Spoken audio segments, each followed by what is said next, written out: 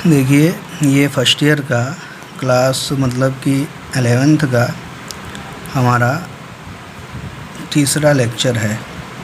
इसके पहले 2 लेक्चर्स हो चुके हैं। जो लोग नहीं पढ़े हैं उसको पढ़ लेंगे। और एक और चीज़ आपको ध्यान देने के लिए मतलब बता दें कि बिल्कुल ध्यान से समझ लीजिए कि यूपी बोर्ड ने कोरोना वायरस की वजह से मतलब कि इस महामारी की वजह से आपके सिलेबस को 30% कम कर दिया है। तो कम करने का मतलब अब मैक्सिमम टॉपिक्स हमारे छूट जाएंगे हर चैप्टर से कुछ ना कुछ। इसलिए आप बुक ले करके उस टॉपिक्स को घर बैठ के पढ़ लेंगे, ठीक है। जो सिलेबस में है इस साल के लिए हम उतना ही पढ़ाएंगे और फिर आप घर पढ़िएगा। अगर उस टॉपिक्स में से कुछ चीज़ें समझ में ना आ रही होंगी तो पूछिएगा कमेंट करके, तो हम बताएंगे उसमें से, ठीक है। लेकिन उसको अपने मन से पढ़िएगा। इस वक्त हम जो वीडियो बनाने जा रहे हैं ये बिल्कुल हमारा सिलेबस का है। इसके पहले भी 2 वीडियो है, वो भी सिलेबस में है। मतलब अभी तक ऐसा कुछ नहीं था जो हम सिलेबस से बाहर का था। लेकिन इसके बाद जो हम पढ़ाने वाले थे, जो नोट्स बनाए हुए थे, वो आपके सिलेबस में था पहले, लेकिन अब उसको हटा दिया गया है। इसलिए हमको फिर से दोबारा मतलब वहाँ से नोट्स बनाना पड़ा है जहाँ से आपका सिलेबस है, ठीक है। तो उसके बाद से सबसे पहले हम परमाणु जानेंगे किसे कहते हैं। जानते हैं कि पदार्थ छोटे छोटे कणों से मिलकर बना होता है और इन कणों को हम अणु कहते हैं और अणु परमाणुओं से मिलकर बने होते हैं। तो परमाणु अणु की परिभाषा आप 9th में पढ़ चुके होंगे। डाल्टन का सिद्धांत भी पढ़े होंगे और रासायनिक संयोग का नियम भी पढ़ चुके हैं। मतलब कि रासायनिक संयोजन के नियम, द्रव्यमान संरक्षण का नियम और ये सारे नियम्स तो ये आप लोग पढ़ चुके हैं। वही चीज़ें हैं जो हटा दी गई हैं सिलेबस से। मतलब कुछ ऐसी चीज़ें नहीं हटी हैं जो आप लोग मतलब कि ना जानते हो, आप पहले से पढ़ भी चुके हैं। लेकिन इसका मतलब ये नहीं है कि आप लोग पढ़ चुके हैं तो आपको याद ही होगा। लेकिन फिर भी अपने बुक से इस बार मतलब फर्स्ट ईयर के बुक से उसको पढ़ लेंगे, उस टॉपिक से समझ में आ जाएगा। अगर नहीं कुछ समझ में आ रहा है तो फिर आप कमेंट करके पूछिए। और हम चाहेंगे कि आप कंप्लीट नॉलेज वो 30% का भी रखें, इसलिए कि आगे आपको तैयारी करनी होगी। अगर नेट की हुई, IIT की हुई, उस तैयारी की वजह से आपको मतलब कि कोई प्रॉब्लम ना हो, इसलिए कि वहाँ पे सिलेबस कम नहीं, बोर्ड में सिलेबस कम हुआ है लेकिन वहाँ पे सिलेबस कम नहीं हुआ है, ठीक है। तो सबसे पहले परमाणु किसे कहते हैं तो परिभाषा आपने पढ़ा ही होगा, जानते भी होंगे कि किसी पदार्थ का वह सूक्ष्मतम कण जो स्वतंत्र अवस्था में नहीं रह सकता परंतु रासायनिक अभिक्रियाओं में सक्रिय रूप से भाग लेता है, जिसमें पदार्थ के सभी गुण पाए जाते हैं, परमाणु कहलाता है। स्वतंत्र अवस्था में नहीं रह सकता है, लेकिन कुछ कंडीशंस होते हैं एक्सेप्शन की। अगर हम बात करें कि जितनी भी अक्रिय गैसें होती हैं वो परमाणु के रूप में भी स्वतंत्र होती हैं। तो अगर ये मतलब कि अक्रिय गैसों को छोड़ दिया जाए तो उनको छोड़ के ये परिभाषाएँ लागू होती हैं, ठीक है। परमाणु का मतलब जितने भी एलिमेंट्स आप लोग जानते हैं, इन सारे एलिमेंट्स का जो सिंबल होता है वही उसका परमाणु होता है, ठीक है। सोडियम आयन, अगर सोडियम परमाणु बोलेगा तो Na, क्लोरीन परमाणु बोलेगा तो Cl, हाइड्रोजन परमाणु बोलेगा तो केवल H, नाइट्रोजन परमाणु बोलेगा तो N, ठीक है। कोई भी परमाणु, गोल्ड परमाणु बोलेगा तो Au, क्लियर। परमाणुओं के सबसे छोटा परमाणु में जो सबसे छोटा परमाणु होता है वो हाइड्रोजन का है। इसकी परमाणु त्रिज्या 0.28 एंगस्ट्राम के लगभग होती है। अन्य तत्वों के परमाणुओं की त्रिज्याएँ 0.7 एंगस्ट्राम से 2.5 एंगस्ट्राम के मध्य है। इससे हमको कोई खास मतलब नहीं है। परमाणु अणु की परिभाषा पढ़ चुके हैं, जानते हैं। तो वहीं पे थोड़ा सा हम मतलब कि याद दिला दें, इसके लिए लिखवा दिए हैं अणु। तो अणु किसे कहते हैं तो अणु परमाणुओं का समूह कहलाता है। मतलब जब परमाणु मिलते हैं 2 या 2 से अधिक तो अणु का निर्माण होता है। अगर डिफिनीशन की बात करें तो पदार्थ का वह सूक्ष्मतम मतलब छोटा से छोटा कण जो स्वतंत्र अवस्था में रह सकता है किंतु रासायनिक अभिक्रियाओं में सक्रिय रूप से भाग नहीं लेता है, अणु कहलाता है। तो उदाहरण की बात करें तो अगर बोला जाए हाइड्रोजन अणु H2, हाइड्रोजन मॉलिक्यूल बोला जाए तो H2, oxygen molecule O2, chlorine molecule Cl2, phosphorus का मॉलिक्यूल P4, S8 सल्फर का, ठीक है। मतलब नंबर ऑफ एटम अगर 1 से अधिक हैं उसी को हम क्या बोलेंगे, मॉलिक्यूल्स, क्लियर। अब यहाँ से आपका सिलेबस है, यहीं से शुरुआत है, परमाणु तथा आणविक द्रव्यमान, ठीक है। तो सबसे पहले परमाणु द्रव्यमान किसे कहेंगे, एटॉमिक मास।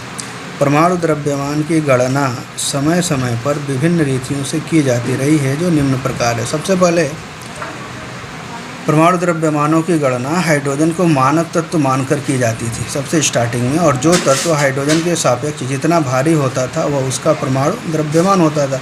मान लीजिए कोई एलिमेंट है A, हाइड्रोजन से 10 गुना भारी है तो A का परमाणु भार क्या हो जाएगा, 10, कोई तत्व बी है और हाइड्रोजन से 20 गुना भारी है, तो उस बी का परमाणु भार क्या हो जाएगा या परमाणु द्रव्यमान क्या हो जाएगा? 20। पहले यही कंडीशन था। अब दूसरा, कालांतर में मतलब कि उसके बाद ऑक्सीजन को मानक तत्व के रूप में मान्यता प्रदान की गई। उसके बाद ऑक्सीजन को मानक मान के परिभाषा लिखवाया गया।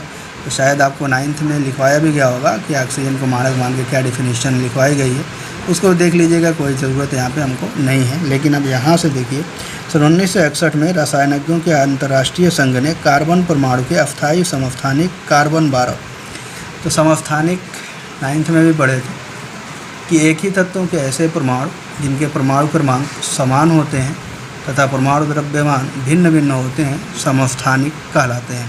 ठीक है, तो कार्बन के 3 समस्थानिक पाए जाते हैं, कार्बन 12, कार्बन 13, कार्बन 14। अगर बात करें तो ऐसे लिखते हैं 6C12, 6C13 और 6C14।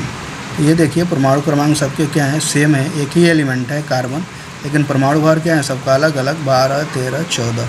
ये क्या कहलाएंगे? समस्थानिक। उसमें कौन सा कार्बन लिया गया? कार्बन 12 को मानक तत्व के रूप में चुना। मानक तत्व के रूप में किसको चुना? कार्बन 12 को। कार्बन 12 स्केल के आधार पर कुछ तत्वों के परमाणु द्रव्यमान निम्नलिखित हैं।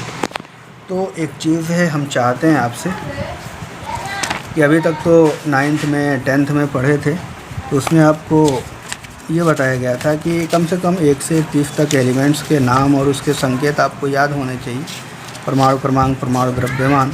लेकिन यहाँ पर अब हम फर्स्ट ईयर में आ चुके हैं और हमारी केमिस्ट्री यहाँ पे बिल्कुल कंप्लीट होगी।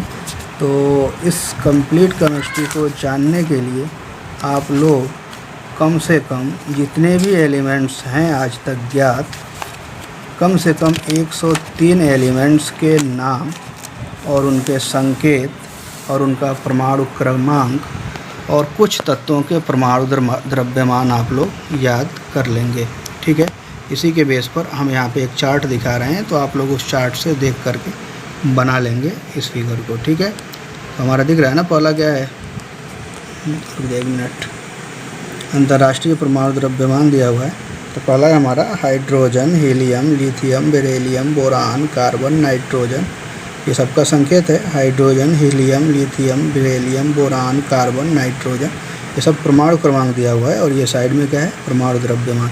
तो बिल्कुल हम चाहेंगे कि एक बार लिख करके कॉपी पर आप सबका नाम, परमाणु क्रमांक, परमाणु द्रव्यमान लिख लीजिएगा। एक बार लिख लेने से क्या होगा ना, हमको याद हो जाएगा। तो ये पूरा चार्ट है आपका, जितने भी एलिमेंट्स हैं इसमें। तो कोशिश करिएगा, इसलिए कि आधी अधूरी पढ़ाई मतलब हमारे लिए नुकसान देगी, इसलिए हम कम्प्लीटली पढ़ाई करें। और जितने भी एलिमेंट्स हम जानते हैं सबका संकेत हमको पता होना चाहिए। ये संकेत दिया हुआ है, ये सब परमाणु क्रमांक हैं और ये हमारा परमाणु द्रव्यमान है। तो आराम से देख के ध्यान से लिख लीजिएगा सबका नाम, संकेत, परमाणु क्रमांक और परमाणु द्रव्यमान। तो हम 92 एलिमेंट्स का दे रहा है, तो कम से कम 92 तक तो आपको याद हो ही जाना चाहिए। ये हमारा ये अगला है आयोडीन। बैठिए जरा।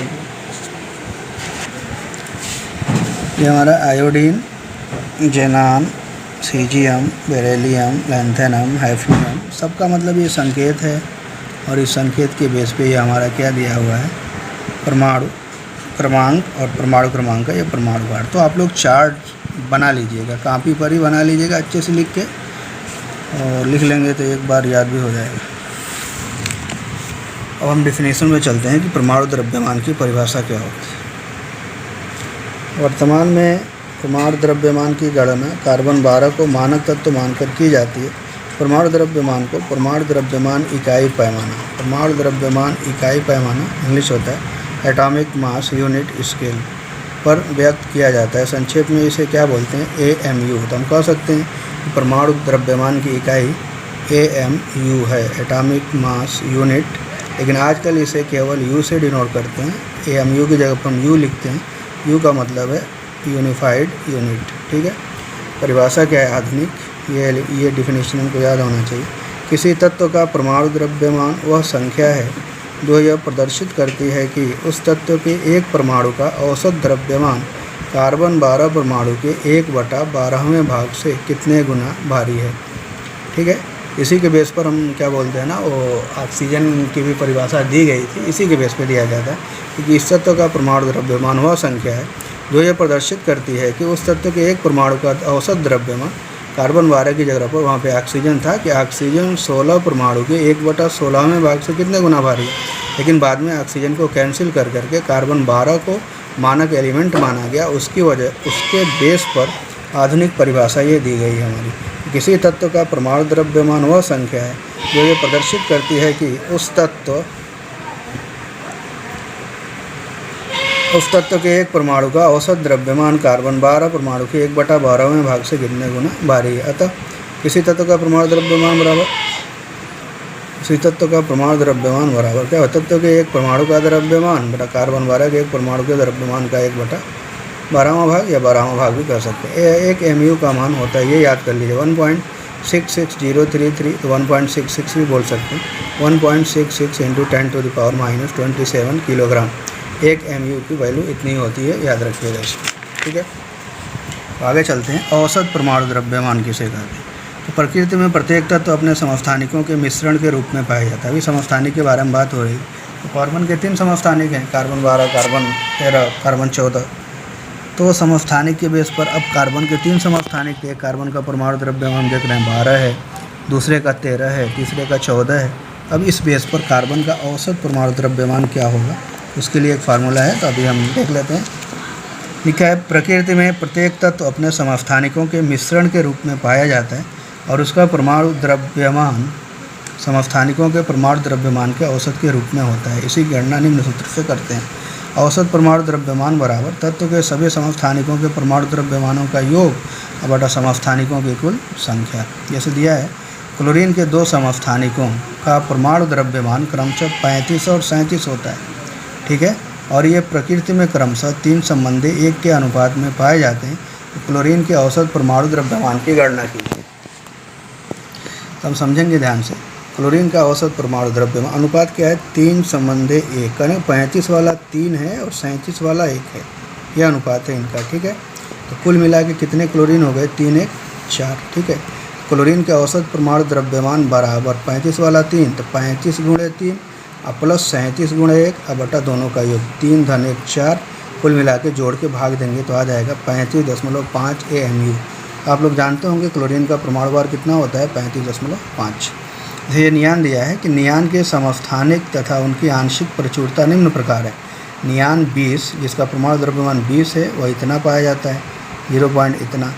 नियान 21 वाला इतना पाया जाता है और नियान 22 इतना पाया जाता है। इन आंकड़ों के आधार पर नियान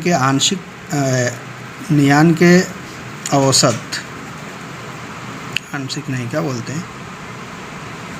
औसत परमाणु द्रव्यमान की गणना कीजिए। तो इसी फार्मूले के बेस पे आप लोग कर लीजिएगा, करके और कमेंट करके, मतलब कि एक पेज पे लिख के अपना नाम लिख करके और नीचे सॉल्व कर करके व्हाट्सएप करिएगा। नंबर तो आपके पास होगा ही।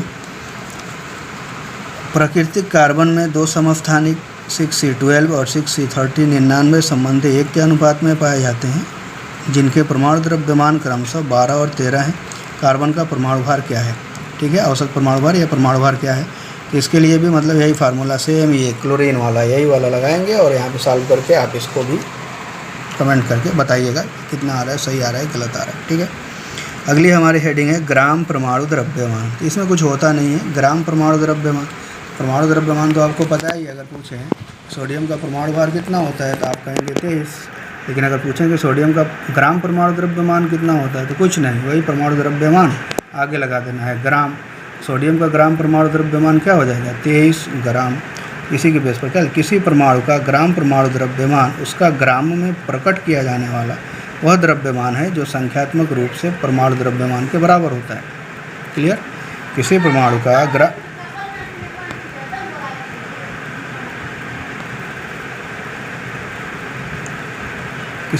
ग्राम परमाणु द्रव्यमान उसका ग्रामों में प्रकट किया जाने वाला वह द्रव्यमान है जो संख्यात्मक रूप से परमाणु द्रव्यमान के बराबर होता है। जैसे ऑक्सीजन का परमाणु द्रव्यमान 16 mu है, अतः इसका ग्राम परमाणु द्रव्यमान क्या हो जाएगा, 16 ग्राम।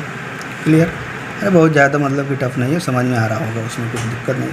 आणविक द्रव्यमान की परिभाषा सेम वही वाला। किसी अणु का आणविक द्रव्यमान वह संख्या है जो ये प्रदर्शित करती है कि उसका एक अणु कार्बन 12 परमाणु के 1/12वें भाग से कितने गुना भारी है। ठीक है, जैसे H2O का आणविक द्रव्यमान 18 AMU है, अर्थात जल का एक अणु कार्बन 12 परमाणु के 1/12वें भाग से कितने गुना भारी है, 18 गुना। अगर कार्बन डाइऑक्साइड का 44 होता है अणुभार, तो इसका क्या मतलब हुआ, CO2 का आणविक द्रव्यमान कार्बन 12 परमाणु के 1/12वें भाग से 44 गुना भारी है। आणविक द्रव्यमान की अगर गणना करना हो तो कैसे करते हैं, वैसे आप लोग गणना कर चुके हैं 9th में, यहाँ भी देख लेते हैं। आणविक द्रव्यमान की गणना के लिए अणु में उपस्थित विभिन्न परमाणुओं के परमाणु द्रव्यमानों का योग कर लेते हैं। मतलब जितने भी परमाणु हैं उनके परमाणु द्रव्यमान को अगर हम जोड़ दें तो हमको आणविक द्रव्यमान या अणुभार पता हो जाएगा। ठीक है, इसलिए कार्बन डाइऑक्साइड के आणविक द्रव्यमान का परिकलन कीजिए। तो CO2 का आणविक द्रव्यमान, तो कार्बन का परमाणु द्रव्यमान, कार्बन के परमाणु की संख्या इसमें कितनी है, 1, तो ऐसे लिखे 1 गुणे कार्बन का परमाणु द्रव्यमान प्लस कितने ऑक्सीजन है, 2, तो 2 गुणे ऑक्सीजन का परमाणु द्रव्यमान, तो 12, 1 गुणे 12 लिख दो, 1 गुणे 12 प्लस 2 गुणे 16, 12 में इससे गुणा करेंगे 12, 32, कुल मिला कितना हो गया 44, ये आंसर हो जाएगा। और अमोनिया की बात करें, NH3 के आणविक द्रव्यमान का परिकलन कीजिए। आणविक NH3 का आणविक द्रव्यमान कितने नाइट्रोजन है, 1, हाइड्रोजन कितना है 3, तो 1 गुणे N का परमाणु द्रव्यमान प्लस 3 गुणे H का परमाणु द्रव्यमान ऐड कर देंगे, 1 गुणे 14 प्लस 3 गुणे 1, कुल मिला कितना हो गया 17। ठीक है, अब यहाँ पे क्वेश्चन है, आप लोग सॉल्व करिएगा। परमाणु भार हम लिख दिए नीचे, याद नहीं करना पड़ेगा आपको, उसी के बेस पे यहाँ पे कैलकुलेट करके आंसर कमेंट करके बताइएगा। निम्नलिखित यौगिकों के आणविक द्रव्यमान का परिकलन कीजिए। H2SO4 सल्फ्यूरिक अम्ल, CuSO4 copper sulphate, HCl hydrochloric अम्ल, CaCO3 calcium carbonate, Na2CO3 sodium carbonate, NaHCO3 sodium bicarbonate, HNO3 nitric अम्ल, CH3COOH एसिटिक अम्ल, C6H12O6 ग्लूकोज। हाइड्रोजन का परमाणु भार 1, सोडियम का क्या बोलते हैं नाइट्रोजन का 14, कार्बन का 12, ऑक्सीजन का 16, कैल्शियम का 40, सल्फ़र का 32, सोडियम का 23, क्लोरीन का 35.5, कॉपर का 63.5। ठीक है, ये U है, ये नहीं कि कहीं पे लिखा होगा तो ये लिखा है 16 U, तो इसको 64 मत समझ लीजिएगा, सिर्फ 16 U फॉर यूनिट है उसका। ठीक है, अगला है हमारा सूत्र द्रव्यमान। तो यौगिक कई प्रकार के अणु परमाणुओं से मिलकर अणु बनता है, लेकिन बहुत से ऐसे कंपाउंड्स होते हैं ना जिसमें परमाणु नहीं होते हैं, आयन्स होते हैं। तो ऐसे यौगिक जिसमें आयन्स होते हैं उनको हम परमाणु क्या बोलते हैं, आणविक द्रव्यमान नहीं बोलते हैं, उसी द्रव्यमान का नाम बदल के हो जाता है सूत्र द्रव्यमान। जैसे आयनिक पदार्थ में उपस्थित परमाणुओं के सापेक्षिक द्रव्यमान का योग क्या कहलाता है, सूत्र द्रव्यमान कहलाता है। यह भी एक तरह से आणविक द्रव्यमान मतलब अणुभार ही है, लेकिन अगर यौगिक आयनिक यौगिक है और दोनों के बीच में मतलब कि जितने दो परमाणु जो हैं आयनिक यौगिक मिल करके आयनिक यौगिक अगर बनाते हैं तो वही आणविक द्रव्यमान की जगह पर उसका नाम क्या हो जाएगा, सूत्र द्रव्यमान। जैसे NaCl के सूत्र द्रव्यमान का परिकलन कीजिए, तो NaCl हम जानते हैं Na प्लस और Cl माइनस से मिलकर बना हुआ है, इसलिए NaCl का सूत्र द्रव्यमान Na का सापेक्षिक द्रव्यमान, Na का सापेक्षिक द्रव्यमान कितना होता है, Na का सापेक्षिक द्रव्यमान का मतलब Na का परमाणु भार प्लस Cl का सापेक्षिक द्रव्यमान मतलब Cl का परमाणु भार 23 प्लस 35.5, दोनों को जोड़ दो 58.5 AMU लिखो या U लिखो, यही आंसर होगा। तो सूत्र द्रव्यमान किसके लिए यूज होगा, आयनिक यौगिकों के लिए। आयनिक यौगिकों को छोड़ के जितने भी कंपाउंड्स होंगे उनके लिए हमारा क्या होगा, आणविक द्रव्यमान का यूज होगा। तो ये मतलब बिल्कुल, अगर जो लोग अभी तक वीडियो नहीं देख रहे हैं और नहीं पढ़ रहे हैं और जो लोग देख रहे हैं तो उनकी जिम्मेदारी है कि उनको बता दें और बता करके उसको शेयर कर दें लोगों से, मतलब कि जितने भी पढ़ने वाले हैं अगर चाहते हैं पढ़ना तो ठीक है, और शेयर करके क्लियर कर, इसलिए कि इसके बाद से जो टॉपिक्स आने वाला है मोल कॉन्सेप्ट हमको पढ़ना है और इसके बाद ये चैप्टर ही ख़त्म हो जाएगा, बहुत ज़्यादा लंबा चौड़ा नहीं है इसमें। तो मोल कॉन्सेप्ट से बहुत सी क्वेश्चन मतलब कि आपका IIT में, नीट्स में या कोई भी कंपटीशन पॉलीटेक्निक्स का दो या किसी का भी दो, सब में क्वेश्चन पूछे जाते हैं। तो इसको हमको पढ़ना है और जानना है। इसके लिए अभी तक तो थियोरेटिकल टाइप्स था, अगर पुराना सिलेबस होगा तो अभी कम से कम 3-4 लेक्चर सिर्फ थ्योरी चलती, लेकिन यहाँ पे डायरेक्ट सारी थ्योरी को हटा करके न्यूमेरिकल टाइप्स की क्वेश्चन, कैलकुलेटेड क्वेश्चंस को डाल दिया है और सारे टॉपिक्स हमारे कैलकुलेशन वाले हैं, तो उसको हमको समझना पड़ेगा, कैलकुलेट भी करना पड़ेगा, जानना भी पड़ेगा। तो इसके लिए जो लोग अगर नहीं देख रहे हैं वीडियो तो देखना शुरू कर दें और शुरू करके उसको अच्छे से पढ़ाई अपना स्टार्ट करें। ठीक है, थैंक यू।